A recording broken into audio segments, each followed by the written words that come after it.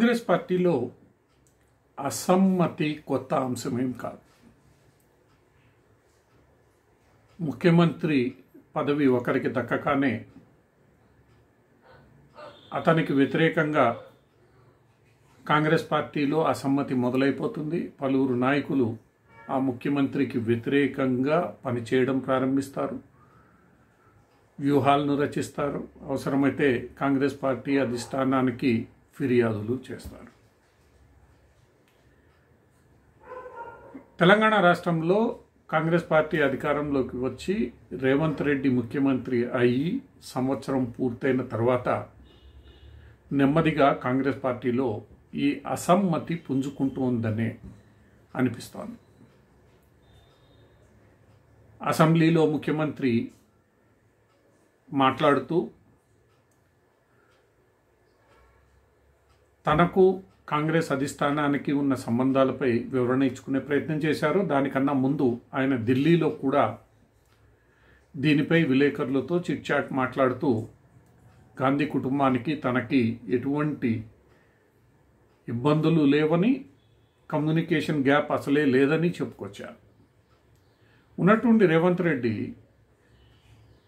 ఇలా తనంతట తాను గాంధీ కుటుంబానికి సంబంధించిన వాడినని, వాళ్లతో తనకు ఎటువంటి ఇబ్బందులు లేవని చెప్పుకోవాల్సిన అవసరం ఏమిటనే ప్రశ్న ఈరోజు రాజకీయ విశ్లేషకుల్లో తలెత్తుతోంది. ఇటీవల కాలంలో ముఖ్యమంత్రికి కాంగ్రెస్ పార్టీ అధిష్టానం సరైన రీతిలో అపాయింట్మెంట్లు ఇవ్వకపోవడం, తెలంగాణ రాష్ట్ర ఇన్ఛార్జిని మార్చడం, రాహుల్ గాంధీకి అత్యంత సన్నిహితురాలైన మీనాక్షి నటరాజన్కు తెలంగాణ ఇన్ఛార్జి పదవి ఇవ్వడం,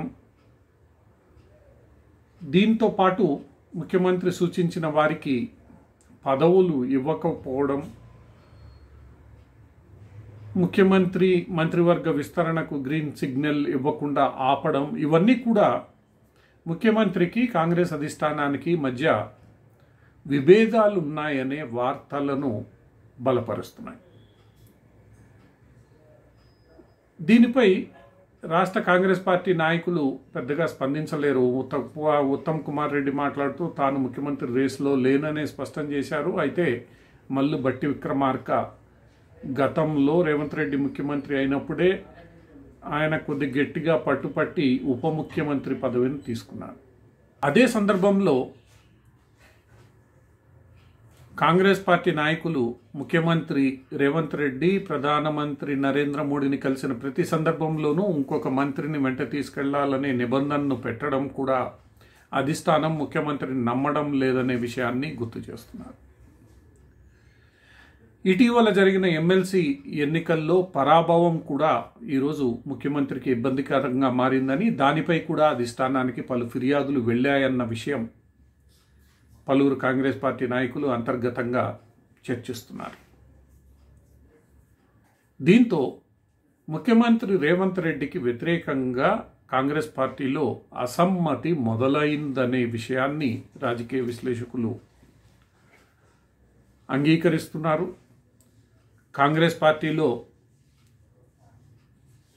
ఇలాంటి అసమ్మతి నెమ్మదిగా రాజుకొని ముఖ్యమంత్రిని గద్దె దించేంత వరకు విశ్రమించకుండా పనిచేయడం గతంలోనూ చూసాం. అందులో రేవంత్ రెడ్డి పూర్తిగా కాంగ్రెస్ వాది కాదు.